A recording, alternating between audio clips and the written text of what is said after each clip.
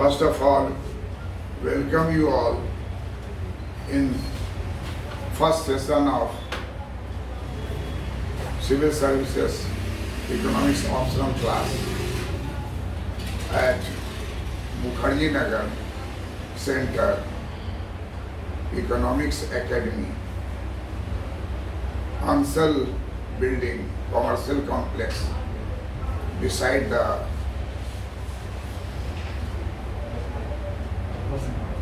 Batra Cinema. Behind the Batra Cinema. Once upon a time it was a cinema. Nowadays it is a place of coaching. But the name Batra Cinema is famous. So we welcome you all in this class. Today's topic is national income. We will discuss national income from different angles, which is asked in examination hall. Sometimes in examination hall it is asked that what is the national income identity. So first I start with national income identity. National income identity is related to two sector national income. Y means national income.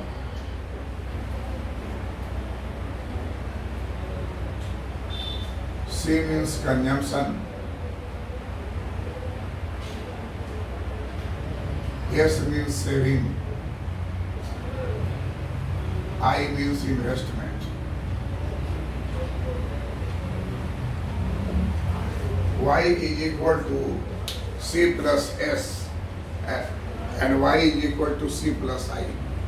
This is explained in detail by J.M. Keynes in his book The General Theory of Employment, Interest and Money, published in 1936. J.M. Keynes' income model is very famous. In two-sector economy, there are two sectors. Number one, household sector. Number two, business sector. Two sector means household sector. Two sector means household sector. And business sector is buyer of the factors of production. And by doing so, production is created, output is created, and it is sold in the market. So two-sector market must be written whenever you write national income anywhere, diagram and equation. Then you explain in theoretical way. So national income is equal to C plus I and national income is equal to C plus S. Wherever there is S, that means not spending. S means savings. So this equation is non-spending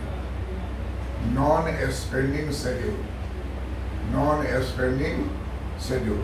And this C plus I is a spending schedule. So a spending schedule and non-spending schedule, these are the two classifications of national income equation. Y is equal to C plus S and Y is equal to C plus I. Am I clear to you, Amit? So when we start our discussion for national income anywhere, in any class, starting from this point. And from this point, we arrive at a conclusion that saving is always equal to investment in equilibrium. If saving is not equal to investment, then it is not equilibrium, it is a disequilibrium. You have got two eyes. You are without any chasma, and I am with chasma. Why? Correction of the eye power 6 by 6. If 6 by 6 is not in my eye, some power will be added through glass. And this plus minus adjustment will make your eye 6 by 6, my eye 6 by 6. I see you as a myth, you see me as my Dr. P.C. Verma, son. Power is same. So likewise in the economy, national income, Y is equal to C plus S, non-spending schedule, Y is equal to C plus I, spending schedule. Then we take three sector economy. Three sector economy. What is three sector economy? Number one, again, household sector. Household sector. Number two, business sector.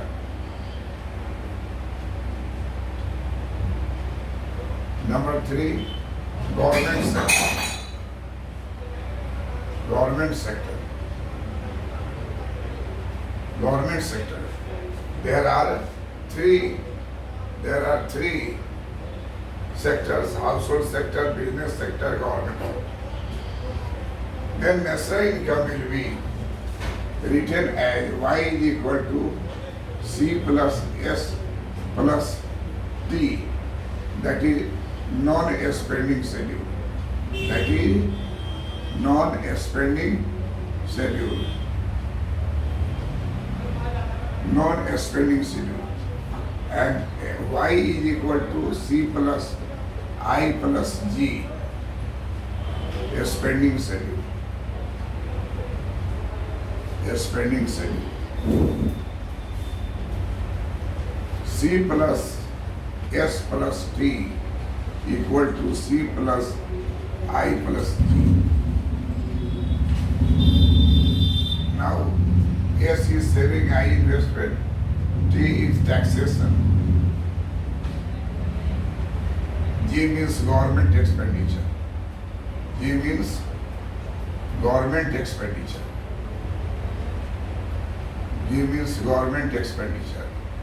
Then we will have this point, C plus S plus T is equal to C plus I plus G. C cancelled, then equal to S plus T, left side G I. This is called government saving, and this is called private saving.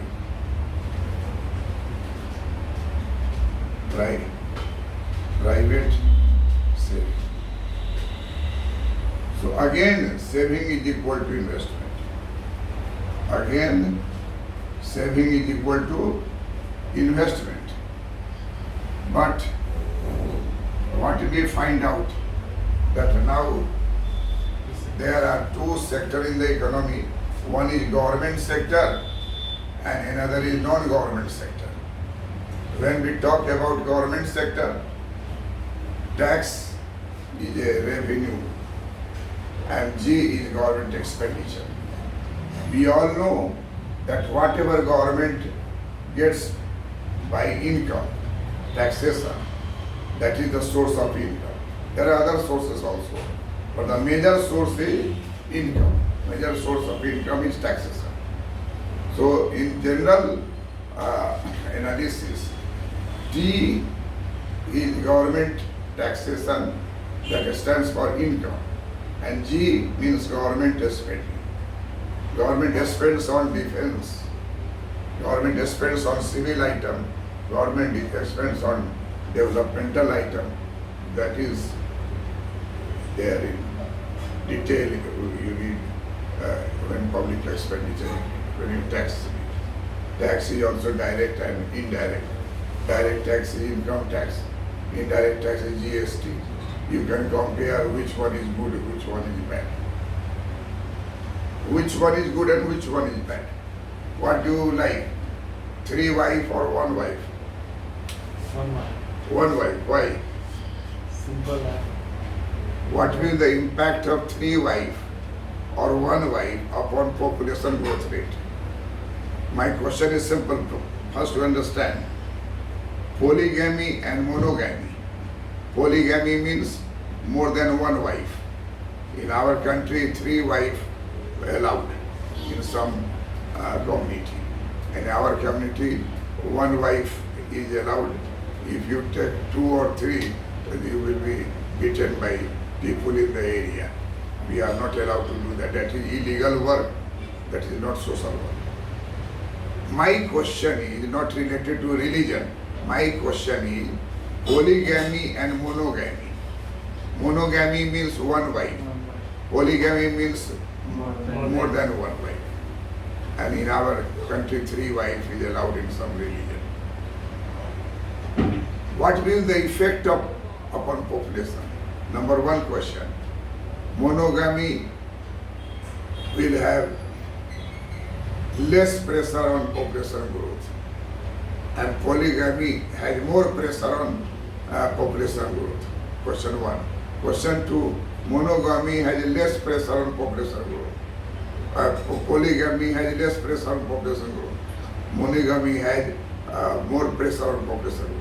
Which one is true and why? Sir, Which one is true? the polygamy, more pressure on population growth. Polygamy, More pressure on population more growth. population pressure on population. Yes, sir. और हिंदी में हुआ कि बहु पत्नी अगर है तो जनसंख्या में वृद्धि तेजी से होगी। Yes, sir. आपका क्या कहना है? Next one. 3 पत्नी वाला जी। पॉपुलेशन को तेजी से बढ़ाएगा कि 1 पत्नी वाला तेजी से बढ़ाएगा? polygamy more growth on population. population growth. आप गौतम बताइए, 1 पत्नी वाला पति जो है वो ज्यादा बच्चा पैदा करवाएगा कि 3 पत्नी का मालिक जो पति है वो उससे पॉपुलेशन ग्रोथ तेजी से बढ़ेगा? 3 पत्नी वाले का पॉपुलेशन तेजी से तेजी बढ़ेगा। से बढ़ेगा। अब इसका रिजल्ट सुन लीजिए। इसका रिजल्ट है कि 1 पत्नी वाले से पॉपुलेशन ग्रोथ होता है। अब इसको जाके गूगल में चेक कीजिएगा। हमारे यहाँ सब सहारा है ना, सब सहारा में इस पर टेस्ट किया गया सोशलिस्ट कि बहुत सारा जो कबीला है वहाँ पोलीगैमी है, लेकिन उसका पॉपुलेशन कांस्टेंट है 3000 है तो 3000 का कबीला है, और 3000 5 3000 9 इस तरह से है। ये नहीं है कि 3000 से 9000 होगा, 9000 से 18,000। बहुत सारा रिसर्च करके देखा गया है कि high population growth is done by monogamy, not by polygamy. अब इसको गूगल में चेक कीजिएगा और नेक्स्ट डे हमको बताइएगा कि व्हाट यू हैव फाउंड, है ना। और क्यों ऐसा है इसको पूछिए गूगल से। ये सोशियोलॉजी का सवाल है, सोशियोलॉजी, लेकिन डेमोग्राफी हम लोग का भी सवाल है। इकोनॉमिक्स में भी डेमोग्राफी जो है महत्वपूर्ण है।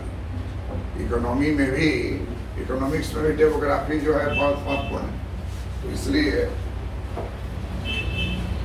इसको ढकने वाला है क्या? इसलिए हर हालत में पॉलीगैमी इज डेंजरस। ये बात हम लोग के दिमाग में डालना होगा। Monogamy is less dangerous than polygamy. क्यों ऐसा होता है इसको आप गूगल में चेक कीजिए, समझ गया। और इस पर उदाहरण हम जो पढ़े और जो किताब भी लिखे operation poverty and employment English में, उस पर इसको कोट किए। जितना भी रिसर्च हुआ है सब रिसर्च में ये स्पष्ट किया है कि पॉलीगैमी अगर है तो पॉपुलेशन का ग्रोथ रेट जो होगा, मोनोगैमी होने पर पॉपुलेशन ग्रोथ रेट और तेज हो गया। दूसरा कि मोनोगैमी जहाँ है वो छोड़ दीजिए, जहाँ पॉलीगैमी है उसका पॉपुलेशन का संख्या सब सहारण है ना, सब सहारण जो है कंट्री में देखा गया कि पॉलीगैमी वाला जो कबीला है उसकी संख्या अगर 1200 है तो बहुत सारे साल से देखा जा रहा है 1200 है। सर तो ये यूनिवर्सल थोड़ी है सर नहीं ना, आप टेस्ट कीजिएगा तो यूनिवर्सल किस आधार पर कीजिएगा? जैसे इंडिया में सर देखा जाए तो सर मुस्लिम में सब पॉलीगैमी है सर, हाँ हिंदी में मोनोगैमी है सर। हाँ। तो ग्रोथ रेट तो मुस्लिम में ज़्यादा नहीं, इसमें आप ग्रोथ रेट और सिंगल मल्टीप्लाई करना, इसको एम्पिरिकल टेस्टिंग के आधार पर ये कंक्लूजन निकाला जाता है एक परिवार में, है ना। तो इसको आप खोजिएगा कि क्या रीजनिंग है। ये तो आम आदमी बोल सकता है ना कि 3 वाइफ में तो ज़्यादा बच्चा होगा। 100 बच्चा किसको था? हम लोग क्या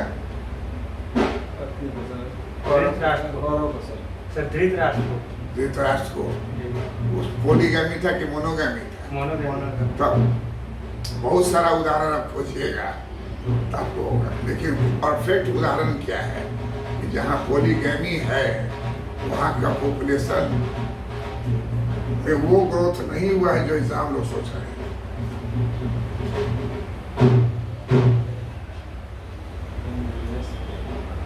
अगर ऐसा हुआ होता तो ये संख्या जो है बहुत तेजी से बढ़ गया होता।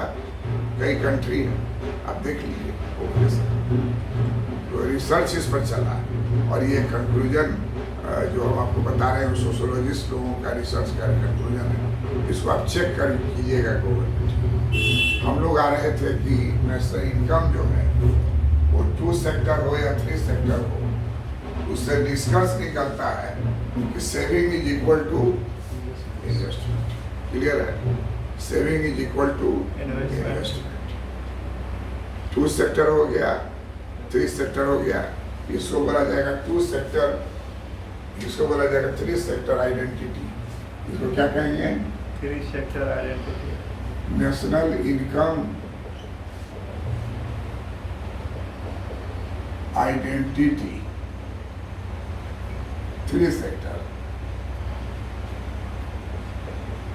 और ये हो गया national income identity 2 sector.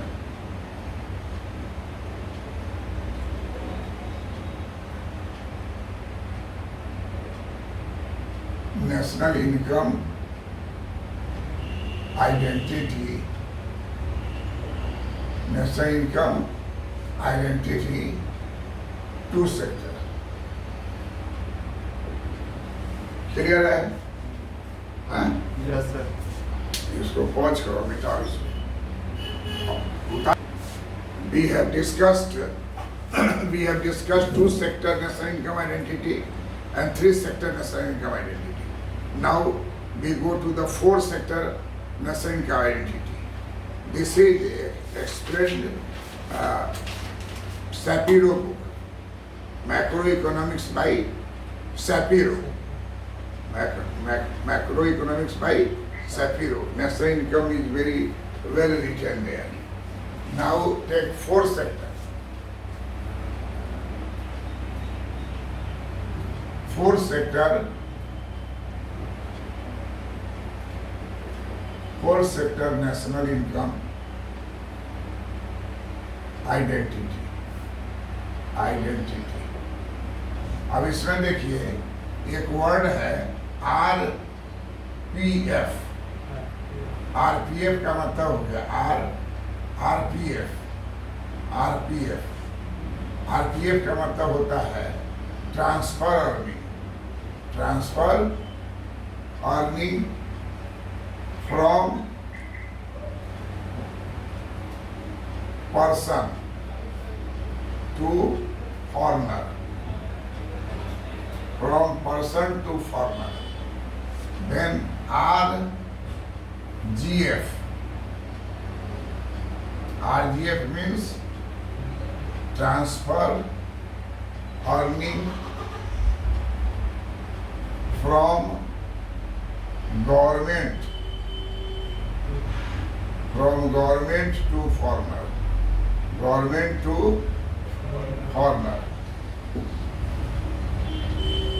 This term is most important. Then IF means foreign investment. IF means foreign investment. ID means domestic investment. Domestic investment. Domestic investment in home currency. In home currency. And foreign investment with foreign currency. Foreign currency. X means export. M means import. ये सब standard notation है, इसको maintain करना चाहिए और ऐसा ही लिखना चाहिए। अब देखिए एक बात आपको बता देते हैं, मैक्रो इकोनॉमिक्स में foreign investment plus RPF plus RGF always equal होता है x माइनस m। मान लीजिए है 120 एक्सपोर्ट है और 100 इंपोर्ट है ना, तो दोनों का डिफरेंस कितना हो जाएगा? है 20।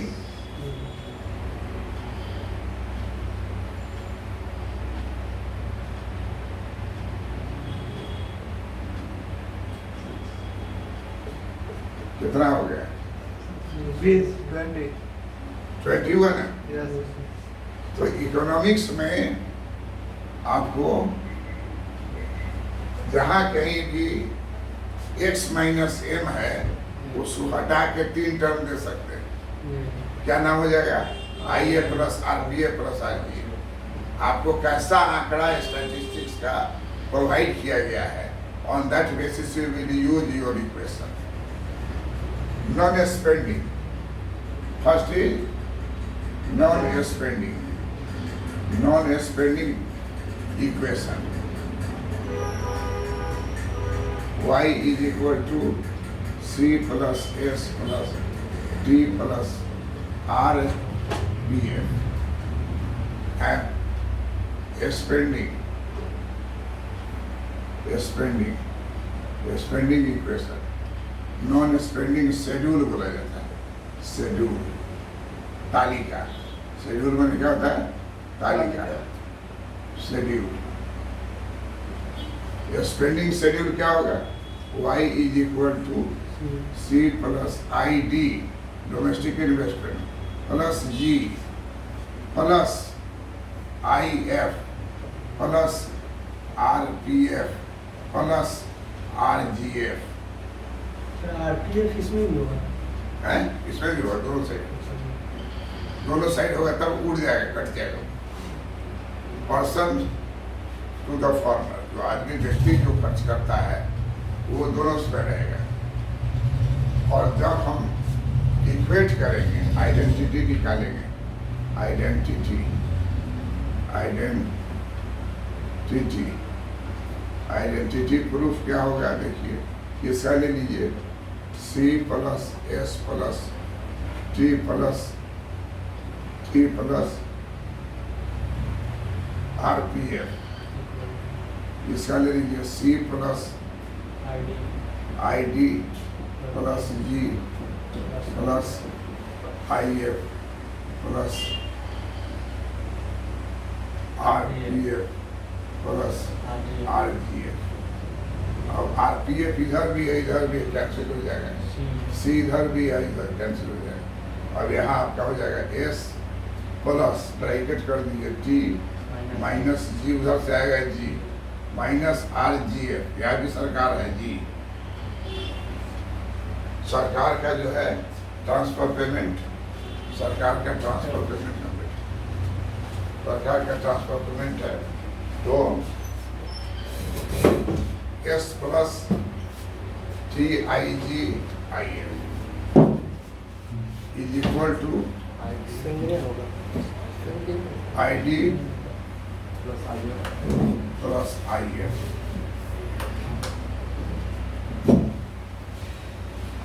अगेन कंसेप्ट कम्स, ये ओपन इकोनॉमी हो गया। क्या हो गया? Open economy national income, open economy national income. अब इसका लिखने का स्टाइल जैसे लिखिएगा ओपन इकोनॉमी नेशनल इनकम, तो ये रियलिटी ऑफ द लाइफ हो जाएगा। आज संसार में 193 कंट्री है और सब कंट्री ओपन। तो ये हो जाएगा, एस हो गया सेविंग, कैसा प्राइवेट सेविंग, गवर्नमेंट सर्विस। आई हो गया आपको प्राइवेट सेविंग, आई हो गया गवर्नमेंट सेविंग, गवर्नमेंट सेविंग। ये हो गया डोमेस्टिक इन्वेस्टमेंट, दिखाई दे रहा है ये Yes, sir. है Yes, sir. डोमेस्टिक इन्वेस्टमेंट दिखाई दे रहा है बोर्ड Yes, में? sir. और ये हो गया foreign investment, foreign investment.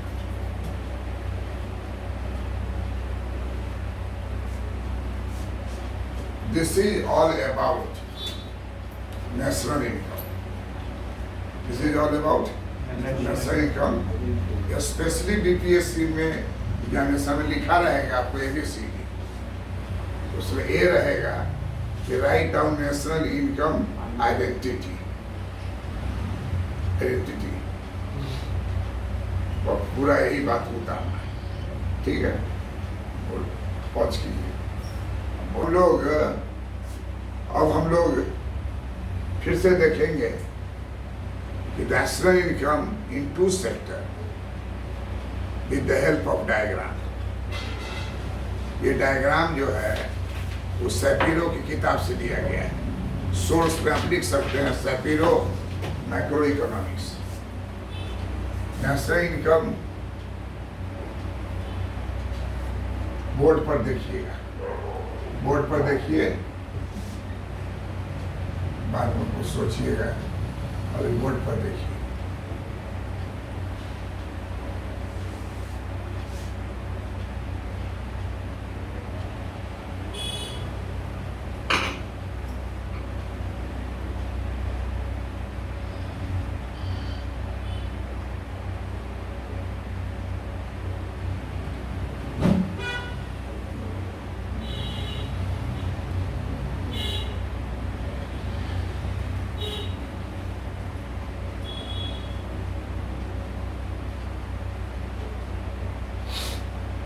Depreciation यहाँ लिखाएगा, कंपनी सेविंग यहाँ लिखाएगा,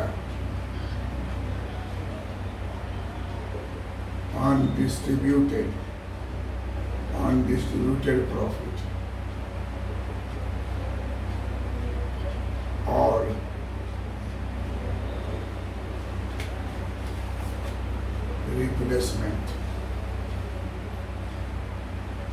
replacement allowance।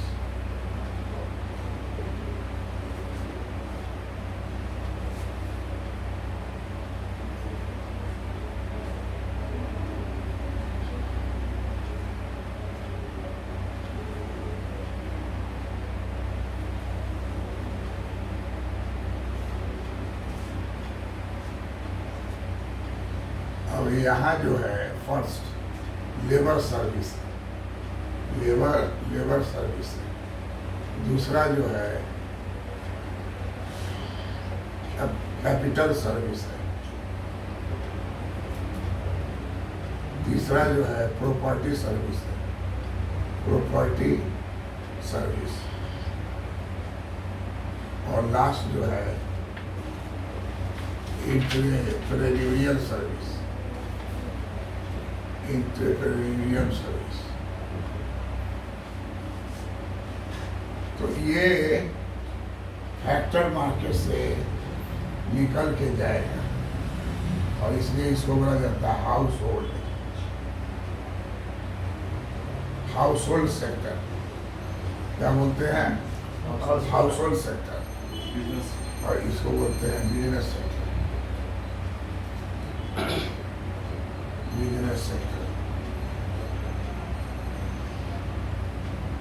अब इधर से पेमेंट जाता है, सर्विस देता है और पेमेंट करता है। पेमेंट होता है wages and salary, wages and salary,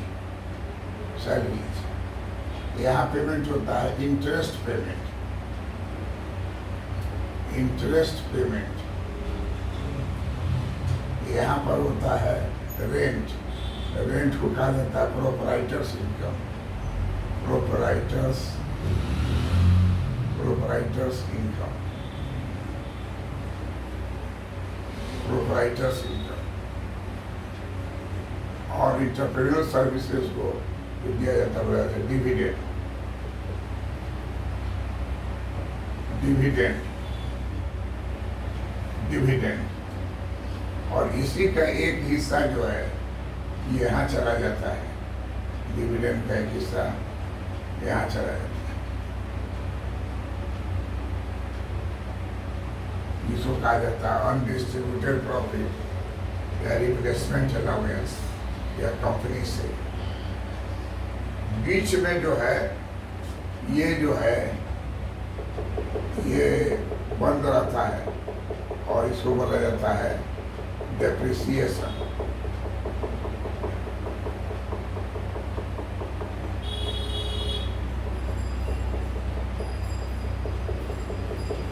depreciation है, ये मशीन जब 15 ईयर्स के बाद समाप्त हो जाएगा उसके जगह पर इसी पैसे से खरीदा जाएगा। जो मशीन को बेच दीजिए कबाड़ी से, उससे भी कुछ मिल जाएगा, यहाँ जो पैसा रहेगा उसको मिलाइएगा, न्यू मशीन बिल दे। इसे आप देखिए, कोई ट्रक का बिजनेस करता है उसके पास सैकड़ों ट्रक हो जाता है। अगर वो उसी तरह से रिप्लेसमेंट करता रहेगा कभी भी उसका कोई ट्रक जो है माइनस में नहीं होगा। ट्रक पुराना हुआ है, नया ट्रक आ जाए। ट्रक की कमाई से ही डेप्रिसिएशन फंड को तैयार किया जाता है, जिसको कहा रिप्लेसमेंट अलाउंस। पुराना ट्रक को रिप्लेस करेगा नया ट्रक, पुराने मशीन को रिप्लेस करेगा नया मशीन। ये ट्रू बिजनेस जो अमेरिका में, इंग्लैंड में, जर्मनी में होता है। हमारे यहाँ है कि पूरा